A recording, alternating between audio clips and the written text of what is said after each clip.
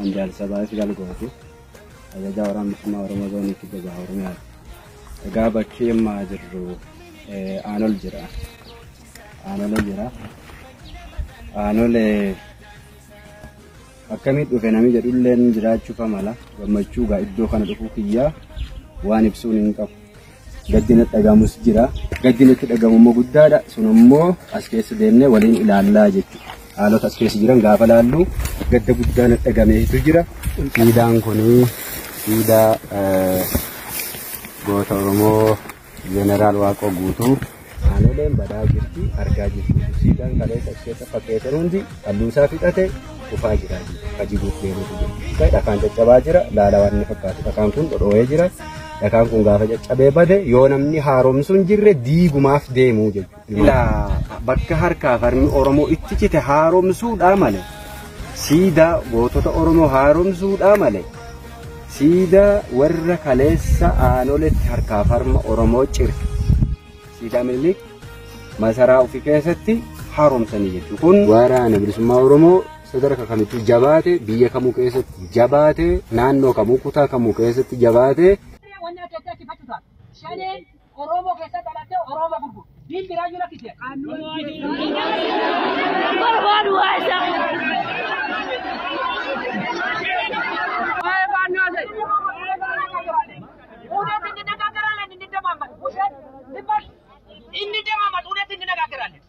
Awo faannoo hoodebbet faannoo haroona silaqqikoo ichiin bootaana silaqqikoo Oromiyaan andi bootee xarana faannoo. Misiras silara bakkiska'u. Mita waraale awo. ምን ስትሰራ ነበር እስካሁን ድረስ ማለት ነው? ዛሬ ነው እንደ ተወለድከው? ምንድነው የምታወራው? እውነት ከተነጋገርን ማለት ነው። ውሸት ተታውራው ወዲህ ግልጽ ነው መነጋገሩ። አደብ ከስተ ከተቀመጥ ካልሆነ በስተቀር ግን ግልጽ እንነጋገራለን ካለ ፋኖ ኦሮሚያ መሬቱ ላይ ነጥሎ የነበረ ዛሬ 3ኛ ዓመቱ ነው። አንተ ስንት ዓመት ነው? ስንት ዓመት ነው አንተ?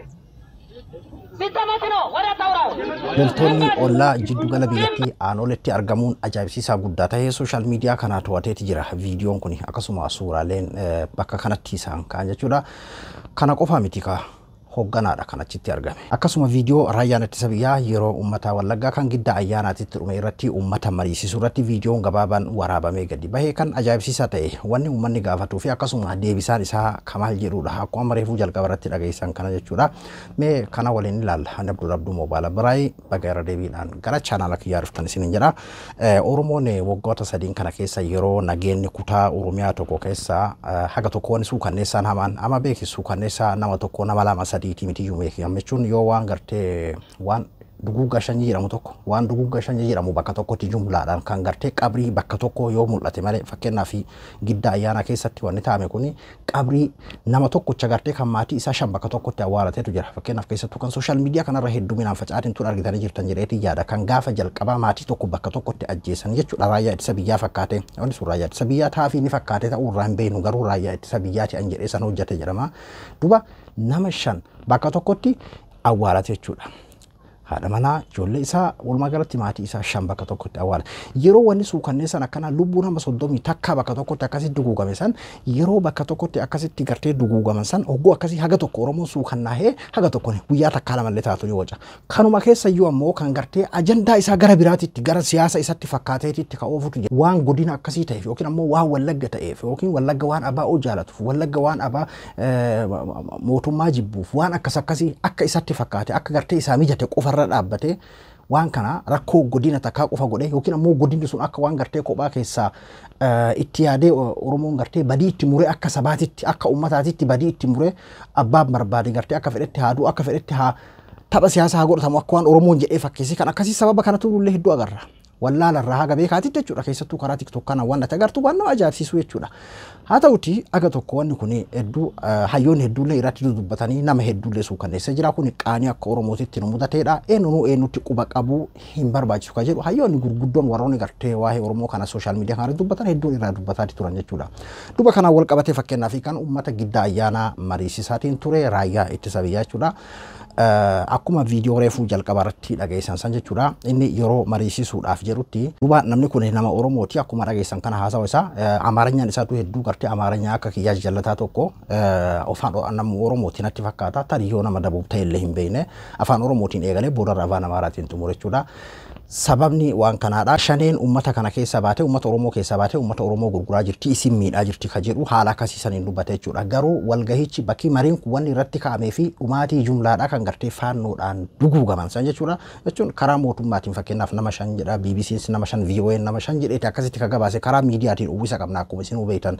Garuu waan kana qabatamaan ummanni gartee fakkeenyaaf nuti reeffa awwaalan irra jirani kan ummanni gara social media adda addaatiif kennaatiin turan kan miidiyaalee garagaraatiif himaatiin turan nama 30 takka bakka tokkotti makina tokko keessa kan dhume kan jirudha. Duba waan kanarratti anama asirratti duuba wanni garaana nyaate maalinni hagama takka gartee waan kana shira siyaasaatiin ummanni kenna shira siyaasaatiin karaa dabaatiin waan kana furmaataaf osoo hin taane karaa dabaatiin hagam takka gartee fuula duraaf illee hagam akka miidhamuu deemnu akkuma gartee Jowaar amma dura jedhee ture balaan amma booda nutti as deemaatiin jiru yoo araarri hin bu'in biyya san keessatti gaafa ummata mariisisaatiin turan imala galatoomaa irratti Baqqalaa Garbaa waliin jechuudha. Balaan amma booda dhumaatiin ummata keenyatti as deemaa jiru waan isin agarre kan nutti mul'ataa jirutu jira ka jedhu gadi fageennaa yeroo akkasii dubbatan gaafa namni meeqa dhagaa itti darbatu gaafa namni gartee meeqa gartee isin mootummatu isin erga jedhuun sani har'an tana qabatamaani fuula duraaf anumaa wallaala kanayyuu natti mul'ate jechuudha. Maaliif jennaanini fakkeenyaaf taateen bakka sanatti tahame waa'ee faannootiin wal qabateeti. Dhugaadha achi keessa fakkeenyaaf loltoonni waboodhaa bal'inaan socho'an keessattuu bakka sanatti yeroo garagaraatitti maqaa wabootiinis akkasuma maqaa faannootiinis kallattii garagaraatiin waa hedduudha kan tahamu jechuudha achi keessatti keessattuu karaa giddaa ayyaana sanitti jechuudha. Ta'ee ammoo amman tana taateen kun kan tahame waa'ee faannooti osoo furmaanni waa'ee faannoodhaa hin dubbatamini waggaa 3 asii wanni kun ka dhufeedha raayyaa ittisa biyyaa waan kana mariisaatiin ture kun I think namni kun hoogganaadha natti fakkaata. Waggaa 3 asii faandoon san booda daangaa Oromiyaadhaa cehee dhufee as dhufee ni beekaa waggaa 3 booda dhufee kadhachuu maalinni waa waboon as jiruuf dhufee akka jechuutiin natti fakkaata akkasuma na fakkaata isinis akka isin galetti kadhaa duuba nama maaltu nan mul'ate akka nama tokkootitti ummanni keenya hagamta akka miidhamuu deemu yoo araarri hin dhufin mootummaa fi waboodha jidduutti ummanni keenya hin miidhamne yookiin rakkoon hin jiru jechaan jiru beeke garuu amalaal as keessa isin waa meeqatu namatti mul'ata sun akkuma jiru ta'ee jechuu kiyya garuu ummanni yeroo sanitti amma kan himataatiin jiru kun akkana faannootu miidhe finxaaliyyi faannootu miidhe waa'ee faannoo irratti fakkeenyaaf isinirraa dhoorgina yookiin ammoo nageenya keessan dheena jettaniitu fakkeenyaaf raayyaa biyyaallee gargaaraan jechaati turtanii maaliif nurraa hin ittisneemaa nurraan dhoorgine ka jedhu ummanni gaafii akkasii gaafate jechuudha garuu isaan kallattii siyaasa isaaniif malu ka isaaniif mijatu tarii kan fuula durallee sabni kun ittiin miidhamuudha danda'u kanaadha jechuudha keessatti kan mul'ate. Kanaafuu ani maal isin jechuu barbaadeeti yoo nuti hundinuu haga dandeenyeen ati kan mootummaa jaalattullee mootummaan kiyya nama tokko amma abjuu akkasii ka keessa jirutu jira mootummaan ammaa gartee fakkeenyaa fi waan isa dura dhaabbatu faannoos taate shanees taate daaraa godhee barbadeessee kophaa isaatitti biyyatti san qulqulleessa ka jedhee abjatullee jira akkasuma gartee kan waboon yeroo muraasatu hafee yeroo gabaabaa keessatti mootummaa kana guututti gartee daaraa godhee qulqulleesseetiin bilisummaa an fedhu san naafida jedhee kan abjatullee jira kuni hundinuu yaa jira kennamee fakkeenyaaf waggaa 3 kan haguma Johaar akkas jedhee asitti wantoota Johaar faa jedhan san Baqqalaa Garbaa faa jedhan san argaa jirra moo akka ati abjuu anaafisi keessa jiru san argaa jirra homaa injifannoon dhufaan jiru kan miidhamaatiin jiru aayyoo fi abboo daa'imman xixiqqoon osoo hin hafini sababa kanaatiin bara abbaman fedheeniyyuu haa ta'u jechuu kiyya kanaadha kan argaatiin jiru fakkeenyaaf namoonni hedduun yeroo waa'een kanaa ka'amu waa'ee Wallaggaa yookiin ammoo waa'ee Shawaa haga tokko kanaadha kan inni kaasu keessattuu Wallaggaa kan qubne itti qabamu ummata akkas ani ummata Wallaggaa kana ati waan feete jedhi ani hin dinqisiifadha Oromoo keessaa osoo namni gosaan kan wal caalu taate ummata akkas obsa qabu ummata akkas gartee iccitii isaa qabatu ummata akkas ani yeroo takka gullaalu akka ummata Tigiree tokko waa akkaataa ummata Tigraay san jechuudha waan akkasiisantu natti mul'atan ummata Oromoo keessaa ummata kana obboleeyyan keenya kan Wallaggaa kana jechuudha rakkoo isarra gahe kan akkasitti bara boo nama tokko nama faamilii isaa guutuu kadhabee kophaa hafitu jira bara ka guutumatti shanyee isaa jalaa dhumte waa'ee kana keessatti wagguma 3-4 kana keessatti jechuudha ka ammoo guutumatti shanyeen isaa dhumte illee jira jechuudha waa meeqatu tahamaatiin jira akkuma amma jennu fakkeenyaaf kama giddaa ayyaana kana keessatti nama maatii isaa guutuu awwaalateetu jira jechuudha ka beeki miskiina ka humaa waa'ee siyaasa waa'ee waboos waa'ee mootummaas humaa irraa quban qabneedha sababuma nageenya walitti bu'iinsuma gartee walloliinsa mootummaa fi waboo kana jidduu sababeeffachuudhaani kan jidduu kanatti kan gartee faannoon galaafate kan warri mootummaadhaa galaafate kan qaamni garagaraadhaa isaan galaafate tokko lama miti jechuudha akkasumatti dho'ifataniitiin ummanni kun obsummaadhaan obsaan akkasitti tarkaanfataa jiran jechuudha yeroo Oromoon guututti isaan irratti ilaalee akka waan gartee isaan Oromoo irraa adda ta'aniititti yeroo ormi ammoo karaa kanaan Oromoo harka micciirra jedheeti tartiiba kanaani kan deemaatiin jiru jechuudha. Meelaa lama fakkeenyaaf yeroo waa'ee Oromiyaa kaasanii Wallagga akkas Oromiyaan akkasi Oromoon akkasi Wallagga akkasi maaliif akka Oromootitti bara ABO miti uummata Wallaggaatii miti mootummaa fi wabooyyuu kaalkuleeto tokkoon hisaabaa jira uummanni waan barbaade siyaasa ajandaa siyaasaa fedheef iyyuu haa ta'u jechuu kiyya.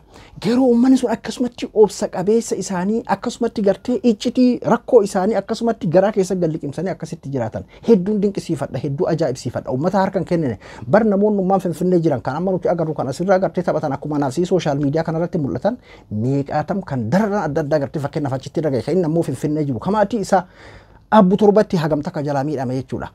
Tokko faa gartee kan nuti nagayuma seenu yookiin maatiin isaa guutuun Finfinnee jira ka seenu kan gartee obsee yeroo guutumatti as geette rakkoo akkana kun Wallagga keessan irra mudate waa'ee sababa nageenyaatiin ka'ee jedhee kan himatu meeqatam agartaa jechuudha. Hedduun dinqisiifadha uummata kana Oromoo keessa osoo namni gosaa waliin caale garuu namni gosaa waliin caalu jechuudha. Garuu yeroo waa'ee Wallagga jettee godina Oromiyaa tokkochatti akeeka ormisiif kaa'e sarara fokkataa ormisiif kaa'e kan kijibaa qabattee warri deemtu fakkeenyaaf viidiyoon har'a gadi bahe kun haga tokko waa isin barsiisa jedheeti yaada. Fakkeenyaaf yarraa ajajaan waboo kibba bahaa jechuudha aanoletti argame. Kanatti as dabarame aanoletti argame viidiyoodhaan arran tana yaadannoo wareegamtoota aanolee akkasuma gartee asitti argame wareegamtoota kana isaan yaadachuudhaa fi gadda guddatu irratti dhagahama garuu ammoo gaddinatti dhagahamu guutuun meeqa gartee as keessatti wareegaman ka jiru viidiyoon isaa dheeraadhaan fakkeenyaaf kan jalqaba kaseensarraa san isin agarsiise achi keessa deemee daawwachiisee siidaalee wantoota yaadannoolee achi keessa jiran fakkeenyaaf isin jedhe daqiiqaa meeqa gara daqiiqaa 30 wahii jechuudha haasonni inni godhe hoogganaan kibba bahaa jechuudha jalsabaa fakkeenyaaf siidaadhaan kun akka caccabaatiin jiru yoon haaraawumin akkasitti mala akkasiitiin diiguudhaaf deemanii halluu fixateeti jira dhagaan isaa caccabeeti jira jedheeti daqiiqaa 30 ol bakka san taa'ee firii tahee jechuudha akkaatuma agartee fakkeenyaaf amma Wallagga harkaa qaban bar jechuudha wanni viidiyoo kana isinii dhiheessee fi dhugaa ofeetan amma hinjifannoo waboodhaa sadarkaa kana gahee hinjifannoo mootummaa sadarkaa kana gahee an akka kiyyatti sanitti amanuwan yoom obboleeyyan lameen araaramanii waliin biyya bulchan biyyummaan sun yoom paartii tokkorraa paartii lamaan sadiin afuriin bulchutti yoom tarkaanfatti haasoonni dheengadda Shimallis Abdiisaa gaafa waggaa haaraa irratti haasoonni inni godhe suni fakkeenyaaf garaagarummaa siyaasaa waloodhaan garteef biyya bal'oo tanaa miti saba bal'aa kanaa miti saba xiqqaa jidduyyuu garaagarummaan jira garaagarummaa san waliif fidannee ittiin wal qeeqaa ittiin wal utubaa akkasii waliin bulchina jedhe yoom akkas tahaadha hawwiin kiyya warri ammoo Wallagga qofatti quba qabdanii fakkeenyaaf kan gartee waboo jaalatu Wallagga qofa waboon bakki inni jiru Wallagga qofa waboon bakki inni jiru Horroo Guduruu qofa yookiin achi sanuma qofa warra Wallaggaatuuf jala qabate kan bira Oromoon bira isaan hin jaalatu jettee olola adda addaa kan ooftu sadarkaa kamirra akka jiranii haa hubattuufi sadarkaan kun ammoo maalinni kana hundayyuu beeyne akkuma hayyoonni jedhan san kabajni kennamee fi akkuma wayyaanee waliin araaramuu qabanii keessattuu irra guddaa mootummaadha kan carraa biyya bulchuudhaa argate paartiin badhaadhinaa kan sadarkaa maalii carraa biyya bulchuudhaa argate kallattii hedduun nuti mootummaa irratti dhiibbaa godhuu qabna akkasuma waboo irratti illee dhiibbaa godhuu qabna akka gara araaraatiitti deeman gara humnaan qawweetti osoo hin tahin akka rakkoo siyaasaan gatta'anii waliin furatan gara wal loluudhaan gartee osoo hin taane akka waliin gatta'anii biyya bulchan irratti haga dandeenye dhiibbaa godhu irratti ebaluu didee santu didee naafsin inni ilaallatu nuti dhiibbaa irratti godhuudha walitti deebi'anii jiran fakkeenyaaf eega Tanzaaniyaa ta'an booda hin deebine jechuudha kana irratti dhiibbaa godhuudha nuti ummanni keenya haga yoom dantaa siyaasa keessaniitiif sin jidduutti dhuma jechuu ni danda'uu qabna nuti hundaaniyyuu jechuudha ati gara tokko gortee kanuma jaalattu qofa jala shubbisuu miti jechuudha garaagarummaa siyaasaallee baruu qabna yaa jara keenya garaagarummaa siyaasaa hedduun keenyayyuu hin beeknu yoo nama tokko xiqqashoo jaalanne bakka haga dhumaatiitti waggaa 100 nu haa bulchu waan baramaa biyya san keessatti abbichuu waggaa 100 nu haa bulchu marroo waggaa 100 nu haa bulchu joohar waggaa 100 nu haa bulchu maaliif waggaa 100 nu bulcha abbaa kee yoo ta'e maaliif waggaa 100 si bulcha kabiraa abbaa nama miiliyoona meeqatu biyya san keessa jira hundinuu akkuma siisanti carraa bulchuudha argatu jechuu danda'uu qabda osoo abbaa kee taate osoo obboleessa kee taate jechuudha garasitti tarkaanfachuu qabna garasitti dhiibuu qabna saba kana bakkuma dukkana amma keessa jiru kanarraa ifa bal'aa akkasii sanitti dhiibuu qabna Afrikaadhaa Itoophiyaadhaa minaamini jinniidhaa akkasii carraan ka'ee baluu akkasii anaafi sun hin ilaallatu sun godinni waboon keessa hin jirre kan keessa hin sochoone hin jiru kan ati Wallaggaan qofa goote jechuun wanni waa'ee wabootiif waa'ee Wallaggaa wanni wal qabsiisuuf namni tokko kan akkasii quba qabutu jira waa'ee nageenyaa kan Wallagga qofaan barbaadutu jira akkasuma gartee bakka waboon Oromiyaa guutuu keessa socho'aa Oromiyaan guutuun nagaa hin qabdu sin jechuu barbaadeeti. Maaliif fakkeenyaaf walloliinsi waboodhaa fi mootummaa jidduutti gizee taamu kan miidhamu as jidduutti eenyuun hawaasa kana akkuma amma jenne tokko hinjifachuudhaa fi humnaan tokko hinjifatuudhaa fi karaa dheeraa ta'uu danda'a. Hinjifannummaan sun dhufuu dhabuu danda'a akkuma hayyoonni garaagaraa ilaalchaa turan jechuudha. Uummanni keenya kan as keessatti duguugamu balaa as deemutu guddoon ka gaafa duraa xiinxaltoonni warra akka Jawaar Faayicaatiin turan fagoo jira sitti fakkaata duuba. Aanolee jechuun fakkeenyaa fi asallaa fi hadaamaadhaan garaagarummaa jiddu gala biyyattiiti. Keessattuu kan dinqisiisa ta'e sooshaal miidiyaa kanatti namni waan kana sheer hin goone hin jiru. Nama hedduudha kan ajaa'ibsiifata dhugaadha. Footoshooppiidha kan jedhu. Jalqaba footoo argee namni hedduun footoshooppiidha jechaati ture. Deebi'ee viidiyoodhaan kun wanni kan jiru jechuudha. Nam tokko viidiyoon argin jechuudha. Wanni ani isin jechuu barbaadu duuba maalinni yoo araarri bu'ee kabajni kennamee fi akkuma wayyaade sanitti waboo waliin haasawanii Oromiyaan bal'oodha. Nama hundaan ni geessi. Oromiyaan tamama namni irratti dhumaa jiru tanatu tanuma waliin bulchan. Osoo uummanni keenya hin miidhamne akkuma gaafa duraa Taanzaaniyaatti waliin haasawa eegalan sanitti yoo waliin taa'anii mari'atan an dhugaa dubbachuu fi waa'ee waboon kana hinjifate mootummaan kana hinjifate waan jedhamu san dhaga'uu illee barbaadu an akka nama tokkootitti jechuudha. Gaafa araaraman waliin gatta'anii rakkoo siyaasaan hiikatan araaraan furatan gaafa jedhame qofaadha gammachuun kenna. Maaliif gaafa san namni nagayaadha kan jidduu kanatti duguugamu hin jiru. Akkasuma gartee Oromiyaan isaan hundayyuu ni geetti. Kana caalaa nu dimokiraasooyti. Kan amma gartee fakkeenyaaf paartii tokkoo kana caalaa gaafa paartii lamaa fi sadiidhaan gaafa biyyi sun bulte gaafa garaagarummaa warra qabuun maal Shimallis Abdiisaa fakkeenyaaf dheengadda waggaa haaraa keessatti garaagarummaan qawweedha hin jiraatu. Garaagarummaa siyaasaa gartee siyaasumaan oofanna jedheeti hin turre. Addunyaa kanarra hin jiru jedhee ture bara. Itoophiyaa qofame addunyaa marraa hin jiru jedhee ture. Sabni nurra bal'aatu garaagarummaa siyaasaa qaba jedheen turre. Pireezidaantii naannoo Oromiyaadha Shimallis Abdiisaa jechuudha. Waan sirriiti. Homa jedhan san hojiirra akka nu oolchaniif dhiibbaa godhuu qabna nuti fakkeenyaaf mootummaa fi waboon araaramuu qaba. Yoo araaraman qofaadha furmaan ajjeechaan uummata keenyarra kan dhaabbatu kana qofaadha. Kana qalbii keetitti himi kan gartee wallagga akkasii shanee akkasii jetteetiin osoo homa takka illee damoosan arganne booyaa ooltu. Kan akkasuma gartee mootummaa akkasii nafxanyaa akkasii maali jenneen hundinuu amma bira dabara garuu kabajaadhaan araaramanii mariidhaan rakkoo siyaasaan furachuudha.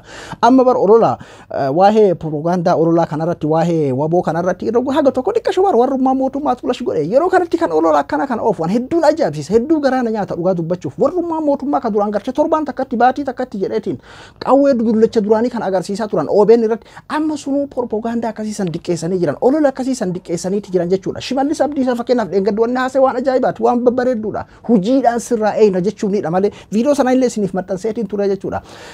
Kanarratti nuti kan dhiibbaa godhuu qabnu furmaanni biyyattiidha kan akkuma agartu kana kun jiddu gala biyyattiidha jira. Ati wallaggaan kophaa achitti bakka uummanni wallaggaa abaa oof jalatti qabee wallagga qofatu kophaa akkas tahee kanaaf nagaa dhabee kanaaf ajjeefame jetteetiin ati maaltu naan gahe lubbuun nama 30 badda yeroo jedhamu yeroo faannoon aanaa meeqa wallagga keessaa fudhate jedhame lafuma kee kanum gartee Oromiyaati bal'oo jettee kama kaleessatti dhaarachaatiin turte Oromiyaati kutaa 10 takka jetteetti dhaarachaatiin turte wallagga waan ta'eef akkasii isaan akkas godhanii faannoon maaliin waboon irraan dhorgu maaliin akkas hin ta'u warri anjama akkasii haasoytanii Oromiyaa guutuu keessa bakki waboon sochoolu bakki gaafa durarraa la jenna wanni wallaggaan dhufe Harargee nan qatu Harargee dhufe Arsii nan qatu kan Arsii dhufe Shawaa nan qatu Shawaa dhufe wallaggaan nan qatu Oromiyaan takka maa jenna Oromiyaan bal'oo maa jenna yoo akkas ta'e Oromiyaan tun takkaa mi dhugumatti galaana jidduu jira bahara jidduu jira jechuudha wanni Oromiyaa tana guddina tokko dhufe gaaris haa ta'u hamaas haa ta'u wanni kophatti gartee fakkeenyaaf Harargeen bilisoomtee wallagga gabroomu wanni wallagga bilisoomeetiin Shawaan gabroomu iman jiraanne Oromiyaa yoo gabroomte waliin yoo gartee bilisoomtellee waliin rakkoon nuti dhufutus waliin qaanyiin nuti dhufutus waliin saamamnus walumaani yoo hafnellee saamamarraallee yoo bilisa taanillee waliin jechuudha. Viidiyoon har'aa kun nama hedduudhaaf barumsa tahaa jedheeti yaada jechuun duraan Arsii keessa hin jiran jechaa fi miti fakkeenyaaf Arsii keessa soosson jechaa fi miti jiddu gala biyyattiidhaa dhufanii aanolee jala dhaqaniitiin kun akkanatti kaa daqiiqaa meeqaaf bakka kana dhaabbataniiti viidiyoo waraaban maal hojjetaa jiran suuraadha viidiyoodha jechuu dandeessaati mee ati fakkeenyaaf makiinaadhaanii miti fi amanitiin bakka kana kan dhufan jechuudha ati mee tilmaami fakkeenyaaf jiddu gala biyyattiidhaa Arsii keessa bakki jiddu gala tanaa olii ni jira fakkeenyaaf biyyatti basaniif jechuudha hadaama fakkeenyaaf jiddugalli bakka tanaa olii ni jira Arsii guutuudha asallaadhaaf bakki jiddugala kanaa olii ni jira kanaa olii hin jiru jechuudha kanarraa waan guddaadha barattan jedheeti yaada kanarraa waan guddaadha hubattan jedheeti yaada warroonni olola garagaraa karaa tiktookiin karaa feesbuukaatiin karaa yoo dandeessan akka obboleeyyan lameen jidduutti akka araarri bu'u Shimallisuu akkas jedhee bara amma booda obboleessi ajjeesoo osoo hin ta'in waliin mari'annee waliin fixanna jedheeti jira karaa nagayaatiin kanarratti dhiibbaa godhuudha addunyaadhaan kanarratti gartee akka nu deeggara addunyaatti iyyuudha kan addunyaatti beeksisuudha kabajni kennameefi akkuma wayyaanee waliin bara wayyaanee waliin araaramaniiti miiliyoona 10 isinii kennina nama gartee isaan ijaan argachaa turanii waliin araaramanii waliin bulchaatiin jiranii bar Geetaachoo waliin bulchaa jiranii maali marroo waliin bulchuun duuba maaliif itti ulfaata Shimalisiif marroon biyya waliin bulchuun maaliif itti ulfaata Abiyyi fi marroon maaliif waliin bulchuun itti ulfaata obboleeyyanii fakkeenyaaf garaagarummaa siyaasaatiin garaagarummaa qabaatan ilaalchaan garaagarummaa qabaatan ilaalchi tokko hamaa ta'e tokko gaarii ta'uu danda'a ilaalchi tokko gamas ta'e tokko gamana ta'uu danda'a kana walitti fidatanii akkuma gartee gaafa wayyaaneedha namuu akkaataa itti duraan qabateetiin deemaa jiru kaan lafa kaahee kaan qabatee innis lafa kaahee kaan qabatee addunyaan dirqisiiftee kan jidduu taa'u manguddoon dirqisiiseetiin akka biyyi sun hin diigamneef akka gartee asumatti ajjechaan sun dhaabbatuuf godhame sanitti akka godhamu taka dandeenye dhiibbaa irratti godhuun ni danda'ama waan ta'eef agarre wayyaanee irratti biyya san irratti mootummaa federaalaatii fi warra TPLF cara namni diinoomee jira waan jiru natti fakkaatu kanaafuu nuti kanarra dhiibbaa godhuu qabnaa kanarraa barumsa guddaadha baratuudha qabnaa jedheeti yaada nuti akka dandeenye dhiibbaa haa goonu itti haa fufnu uf dagachuu hin qabnu isin jechuu barbaadeetti an Abdul Abduu Moobaala biraa hanga qophii biraatti walitti deebinutti nagaa